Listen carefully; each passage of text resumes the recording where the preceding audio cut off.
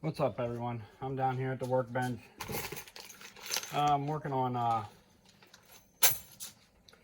traps from a guy that I met off of T-Man there. He wanted to send me some traps and put some laminations and convert them to dogless. Probably going to stiffen up that base plate on them a little bit too. Add some twist links, some wolf shock springs, and everything. Basically strong enough to hold a line. But and also I got all these Duke number 2s to get done too, and I'll be doing the video here real soon on welding the base plate laminations on, and making swivels yourself with some nuts and nails.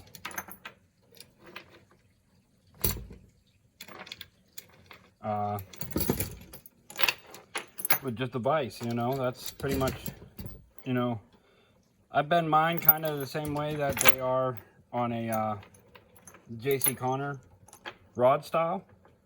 I literally just cut the head off of a nail, and right here, literally just cut the head off of a nail, and I cut the little point off too. This is what you're left with. 20D nail, common nail. 4-inch. You cut all that off, and for the offsets, it's exactly long enough to laminate an offset number 2. Just like that. But when you put it in a vise, and just, I push my thumb against the nail while it's in the vise, and as soon as I start to squeeze it down, it starts folding perfectly right there. It's a tight fit to get the J-hook in it, but if you start it and then twist the J-hook while you feed it through, fits right through.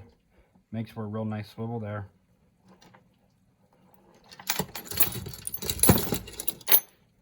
And then just weld it right to it, and it swivels really, really nice, like nothing. I really like that type of swivel. My Sterlings came with, you know, Sterling swivel, and that's what they are. They're just a heavy gauge nail bent into U, welded to a nut, 5/16 nut. Right here, big bag of them, and it's got that nice little, got that nice little taper at the end there as the threads start, and it just makes for a perfect swivel. I mean, it takes nothing to start swiveling. They work really, really good. I like that. And that's everything, you know, all done. A little time consuming. You know, a lot of tacks there going on, welding that swivel together. But we got 10 inches of number 3 twist link on there. Number 2 would be fine for all you're going to target with that size of a trap, but there you go. There's the length of it. But I will show video welding all them together now. But I was working on these because I got to get these sent back. He's going to want to be using them.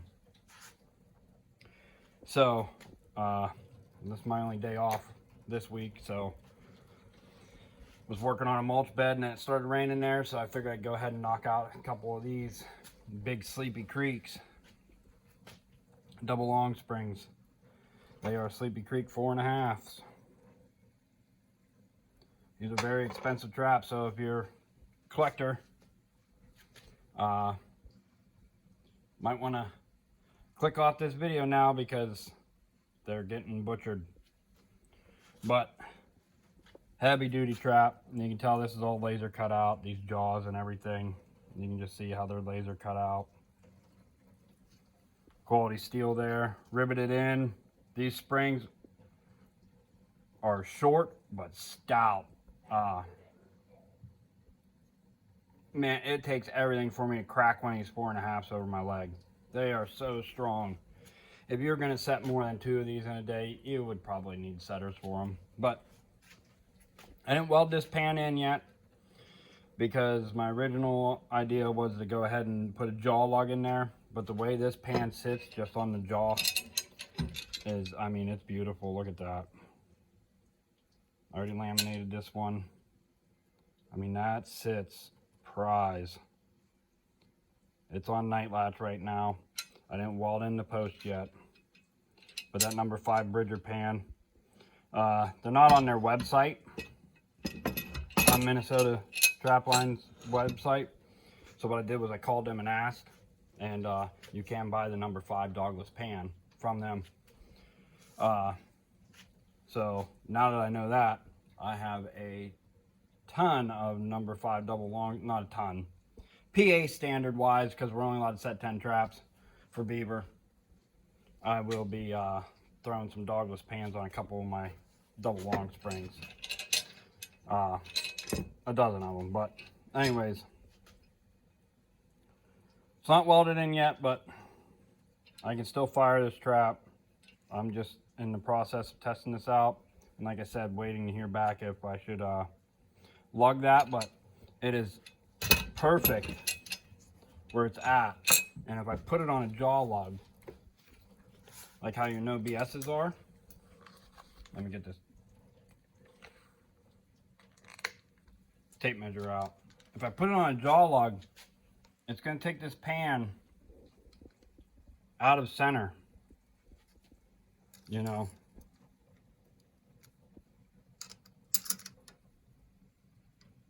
Right at about 2 inches there, and it's already forward a little bit here, 1/8 inch further forward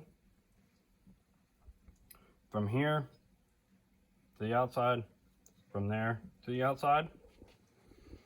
But you can see there, that is like almost dead nuts perfect centered in there. So I'm waiting to hear back from him. Me, I would leave it right there. That is definitely what I'd like in a pan, especially on a critter big enough to fill up the jaws on this. I'd want it stepping dead center, but I mean, it sets perfect. We'll fire this puppy.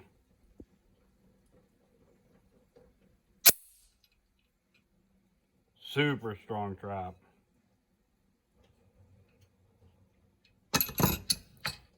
So that's what I'm working on right now today. When I get back into working on my traps, I promise I will do a video welding a couple of them together to show you how I do it. And bubble tipping the jaws and everything. Just gotta take care of the people that have sent me traps first before I work on my stuff. So I want to get these done. I got 6 of them to do. Should be able to pound them out this afternoon once I hear back if that pan's gonna work. And then I'll gotta weld all the chains set up together, number 3 twists, shock springs, rod swivels, whole shebang, and get them sent out. But